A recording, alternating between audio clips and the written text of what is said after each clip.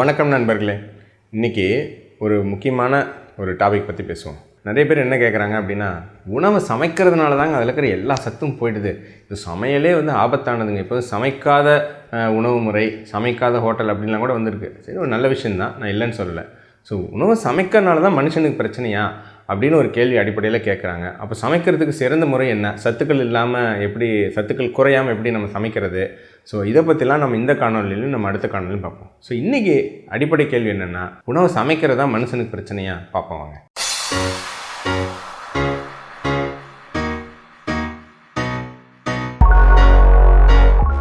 முதல்ல உணவை வேறு எந்த மிருகம் சமைக்குதுன்னு யோசிச்சு பாருங்கள். மனுஷனை தவிர வேறு யாராவது எல்லா சிம்பன்சி, குரங்கு, புலி, சிறுத்தை அதெல்லாம் என்ன பார்பிக்யூ வச்சு அப்படி எதாவது சமைச்சு சாப்பிடுதா? அல்லது வேக வச்சு எதையாவது சாப்பிடுதா? ஆடு மாடுலாம் ஏதாவது சமைச்சு சாப்பிடுதா? இல்லை.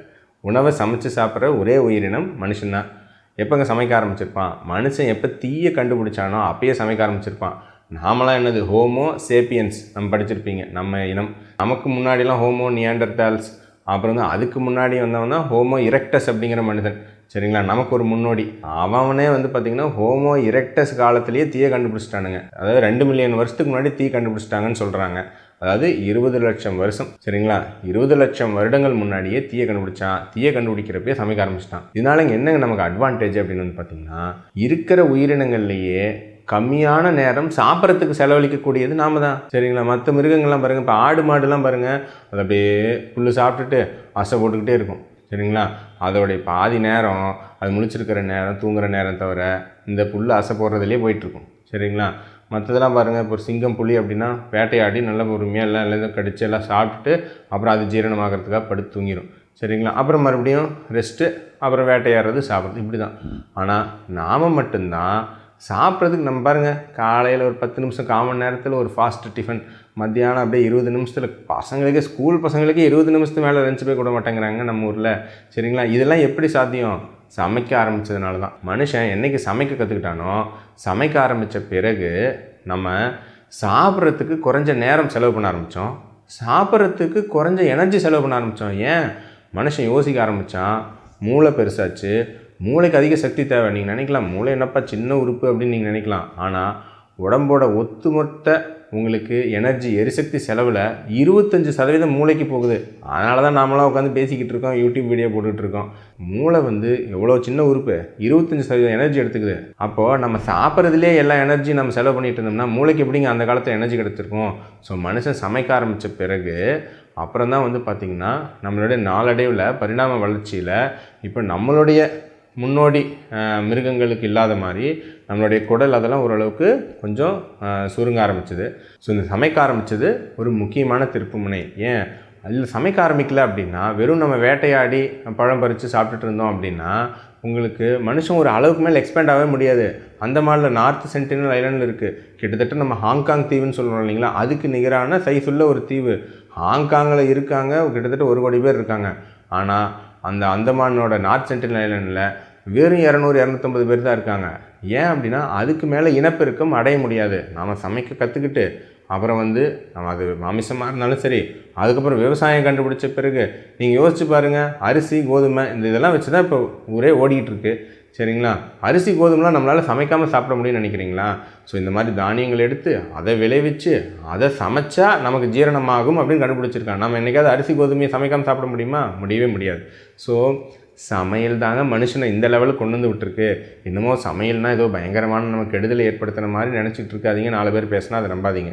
சமையல்னால தான் நீங்களும் நானும் உட்காந்து யூடியூப்பில் வீடியோ போட்டு பேசிகிட்டு இருக்கோம். நீங்கள் பார்த்து அதை அப்படியே கமெண்ட் பண்ணிகிட்டு இருக்கீங்க.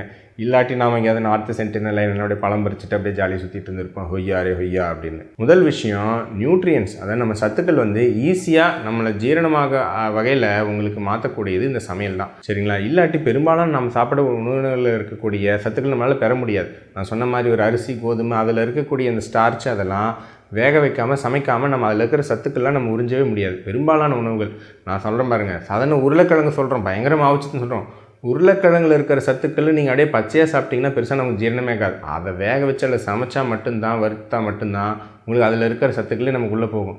ஸோ சாதாரண உருளைக்கிழங்குக்கே இந்த நிலைமைனா யோசிச்சு பாருங்கள். ரெண்டாவது, சமைக்க ஆரம்பித்து நமக்கு வந்து உணவு ஈஸியாக இந்த மாதிரி கிடைக்க ஆரம்பிச்சோன்னே மனுஷன் மற்ற விஷயங்களை யோசிக்க ஆரம்பித்தான். நம்ம ஒரு நாளைக்கு 4-5 மணி நேரம் சாப்பிட்டுட்டே இருந்தோம்னா வேறு என்றைக்கு நம்மலாம் டெவலப் ஆகி நம்ம அடுத்த லெவலுக்கு வந்திருப்போம், சரிங்களா? ஸோ அதெல்லாம் பண்ண ஆரம்பித்த பிறகு தான் மக்கள் ஒன்றோட உட்காந்து பேச ஆரம்பித்தாங்க, சோஷியல் கேதரிங் நடக்க ஆரம்பிச்சது, சரிங்களா? வேட்டைக்கு போனால் அப்புறம் மற்ற வேலைகள்லாம் பண்ண ஆரம்பித்தோம், எப்படி ஒரு சொசைட்டி டெவலப் பண்ணுறது, நிறைய விஷயம் யோசிக்க ஆரம்பித்தா. ஸோ மனுஷன் இந்த லெவலில் இருக்கும். அடுத்தது, உங்களுக்கு அந்த உணவில் இருக்கக்கூடிய டாக்ஸின்ஸு அண்டு நிறைய விதமான கெமிக்கல்ஸு, அப்புறம் வந்து கெட்ட கிருமிகள், இதெல்லாம் அழிக்கிறதுக்கு சமையல் ரொம்ப உதவியாக இருந்துச்சு, சரிங்களா? நான் சமைக்கும்போது ஏதோ சத்துக்கள் அழிஞ்சிருதுன்னு நினைக்கிறீங்க. சத்துக்கள் கொஞ்சம் அழியுது, அதை பற்றி நான் பேசுகிறேன். ஆனால் அதை விட முக்கியமாக நம்ம அந்த உணவில் ஏதாவது பிரச்சனைக்குரிய நிறைய டாக்ஸின்ஸ் இருக்கும், அதுவும் சேர்ந்து அழிஞ்சிடும். அதாவது ஒரு தாவரத்தில் இருக்கக்கூடிய சத்துக்கள் ஒரு உடல் உறிஞ்சாமல் இருக்கிறதுக்கு அதில் இயற்கையாக சில ஃபைட்டோடாக்சின்ஸ் அப்படின்னு இருக்குங்க, சரிங்களா? அந்த ஃபைட்டோடாக்சின்ஸும் சேர்ந்து சமைக்கும்போது நிறைய சமயம் அழிஞ்சிருது. அப்புறம் நிறைய கிருமிகள், சரிங்களா? அப்படியே ஒரு இறைச்சியோ அல்லது வேறு ஏதோ ஒரு பொருளையோ ஏதோ சாப்பிடும்போது நிறைய கிருமிகள் இருக்கிறது வாய்ப்பு இருக்குது.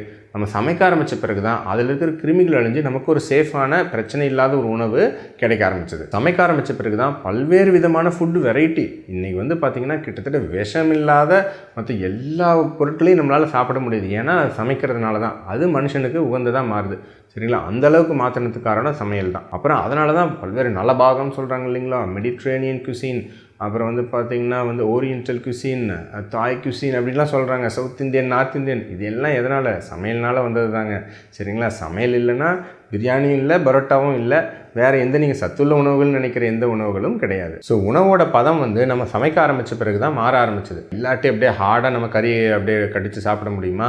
இல்லை ஏதாவது வேறு ஏதாவது உணவுகளை வந்து அப்படியே நம்ம ஒரு சாப்பாடு போட்டு சாம்பார் போட்டு அப்படியே சாஃப்டாக அப்படியே உள்ளே முழுங்கணும் இல்லைங்களா, அப்படியே சப்பாத்தி போட்டு சாப்பிட்றோம். இதெல்லாம் வந்து சமைக்கிறனால தான் நடந்துச்சு. இது வந்து முக்கியமான விஷயம். அந்த உணவோட தன்மை அதுவும் மாற ஆரம்பிச்சது. உதாரணத்துக்கு இப்போ எண்ணெயில் போட்டு பொரிக்கிறோம், எப்படி மொறுமொறுன்னு இருக்குது, மைலாட் ரியாக்ஷன் அப்படின்னு சொல்லுவோம். ஸோ அதில் உங்களுக்கு சில மாற்றங்கள் நடக்கிறதுனால தான் அப்படியே மொறுமொறுன்னு அப்படியே ப்ரௌன் கலரில் ஆகி நமக்கு அப்படியே சாப்பிட்றதுக்கு அப்படியே எண்ணெயில் பொடிக்கும் போதோ வதக்கும் போதோ அது நடக்குது. சர்க்கரையை போட்டு கொதிக்க வைக்கிறாங்க, இன்னும் அது வந்து கேரமலைசேஷன் ஆகுது, இன்னும் அது வந்து பார்த்திங்கன்னா நமக்கு ஒரு பயங்கரமான சுவை கொடுக்குது. ஸோ சமைக்கிறதுல புதுவிதமான மாற்றங்கள், இயற்கையாக நம்ம ஒரு உணவு சாப்பிடும்போது கிடைக்காத நிறைய விஷயங்கள் சமைக்கும்போது வந்து நமக்கு கிடைக்குது. எனவே இயற்கையாக நாம் உணவை அப்படியே பச்சையாக சாப்பிட்ருந்தா என்ன சத்துக்கள்லாம் கிடைக்குமோ அதை விட சமைக்க ஆரம்பித்த பிறகு தான் ஏகப்பட்ட சத்துக்கள் அதிகமாக கிடைக்க ஆரம்பிச்சிருக்கு.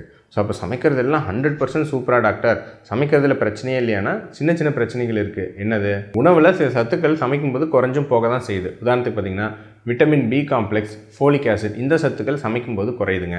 வைட்டமின் சி சத்து சமைக்கும்போது 50% மேலே குறைஞ்சிருது. அப்புறம் வந்து பார்த்திங்கன்னா வைட்டமின் ஏடிஇகே, இந்த ஃபேட் சால்யூபிள் வைட்டமின்ஸ், இது கொஞ்சம் குறையுது, ரொம்ப குறையிறதில்ல, கொஞ்சம் குறையுது. அப்புறம் சில மினரல்ஸ், தாது பொருட்களும் சமைக்கும்போது அப்படியே அதில் வெளியே போய்டுது. அப்படியே இந்த நீர் வடியுதுப்போ உங்களுக்கு இந்த மினரல்ஸும் வந்து பார்த்திங்கன்னா அப்படியே வந்து வெளியே போயிடுது, தாது பொருட்கள். ஸோ அப்போ எல்லா சத்துக்களும் போயிடுதா? அதுவும் கிடையாது. சில சத்துக்கள் எக்ஸ்ட்ராவும் கிடைக்குது சமைக்கிறதுனால. உதாரணத்துக்கு பார்த்திங்கன்னா லைகோபின் அப்படின்னு சொல்லக்கூடிய தக்காளியில் இருக்கக்கூடிய ஒரு முக்கியமான நல்ல சத்து, அது சமைக்கும்போது தான் நமக்கு அதிகமாக கிடைக்குது. இது பாருங்கள் எப்படி ஒரு முரண்பாடு இருக்குது அப்படின்னு. அந்த ஒரு பொருளை சீக்கிரம் கெட்டு போகிறதுக்கு சில விஷயங்கள் இருக்கும், கெமிக்கல், அதெல்லாம் வந்து சில வகையான சமையல் முறையில் அது ஸ்டாப் ஆகுது. உதாரணத்துக்கு பார்த்திங்கன்னா பிளான்ச்சிங் அப்படின்னு சொல்லிட்டு ஒரு சமையல் முறை இருக்குது. அதாவது என்ன பண்ணுவாங்க அப்படின்னா, இப்போ ஒரு சில உருளைக்கிழங்கு, தக்காளி, அந்த மாதிரி விஷயம்லாம் டக்குன்னு ஒரு கொதிக்கிற தண்ணியில் அப்படியே கொஞ்சம் நேரம் போட்டு அப்படியே அதை எடுத்துகிட்டு அதை அப்படியே எடுத்து ஃப்ரீசரில் வச்சுருவாங்க. அப்படி பண்ணும்போது அதில் இருக்கக்கூடிய சத்துக்கள் வந்து பெருசாக லாஸ் ஆகாமல் அப்படியே பாதுகாக்கப்படுது அப்படின்னு சொல்கிறாங்க. இந்த மாதிரி விஷயங்கள் இருக்குது. அப்புறம் அந்த உணவை உங்களுக்கு டேமேஜ் பண்ணக்கூடிய சில என்சைம்ஸ் இறக்கியாக இருந்துச்சுன்னா அது சில வகையான சமையல்கள் பண்ணும்போது அந்த என்சைம்ஸ் வந்து டீஆக்டிவேட் ஆகிடுது. ஸோ அதுவும் வந்து நமக்கு நன்மை வந்து பயக்குது. இது இல்லாமல் நம்ம ஊற வச்சு வேக வச்சு அதெல்லாம் சாப்பிடும்போது உதாரணத்துக்கு சாதாரண நம்ம அரிசியிலேருந்து ஒரு நட்ஸ் வகைகள்லேருந்து பெரும்பாலும் இந்த ஊற வச்சு வேக வச்சு அதெல்லாம் சாப்பிடும்போது அதில் இருக்கக்கூடிய இந்த ஃபைட்டிக் ஆசிட், அந்த மாதிரியான ஆன்டி நியூட்ரியன்ஸ், அதாவது அந்த உணவில் இயற்கையாக வேறு நல்ல சத்துக்கள் இருக்குதுன்னு வச்சுக்கோங்க, ஒரு இரும்பு சத்து, மெக்னீசியம் சத்து இருக்குது, அதை உடம்பு உறிஞ்சறத்தை தடுக்கிற மாதிரி ஆன்டி நியூட்ரியன்ஸ் அப்படின்னு சில கெமிக்கல் இருக்கும், அதை வந்து சமைக்கிறது வந்து டீஆக்டிவேட் பண்ணுது. ஸோ இந்த மாதிரி நல்ல விஷயங்களும் இருக்கத்தான் செய்யுது. ஸோ இதெல்லாம் கரெக்ட் டாக்டர். எப்படி நல்ல முறையில் சமைக்கிறது, எந்த சமையல் முறை இருக்கிறதுலே பெஸ்ட்டு, சத்துக்கள் கம்மியாக சத்துக்கள் பெருசாக குறையாமல் நம்ம சமைக்க முடியும், அதை பற்றி நாம் அடுத்த வாரம் பார்ப்போம். இந்த வாரம் நீங்கள் தெரிஞ்சுக்கிட்டது என்ன? சமையல் ஒன்றும் மனுஷனை பாதிக்க வந்த ஒரு விஷயம் கிடையாது. ஏதோ நாம் இனிமேல் சமையல் பண்ணுறதே நிறுத்திட்டா நாம் வந்து பழையபடி ஆயிரும்னு நினைக்க வேண்டாம். பழையபடி குரங்கு அப்படி வேணால் ஆகிறதுக்கு வேணால் வாய்ப்பு இருக்குது. ஸோ சமையல் தான் மனுஷனை இந்த லெவலில் கொண்டு வந்திருக்கு. பட் நாம் கொஞ்சம் புத்திசாலித்தனமாக சமைக்க கற்றுக்கணும். ஸோ அதை பற்றி நம்ம அடுத்த காணொளியில் பார்ப்போம்.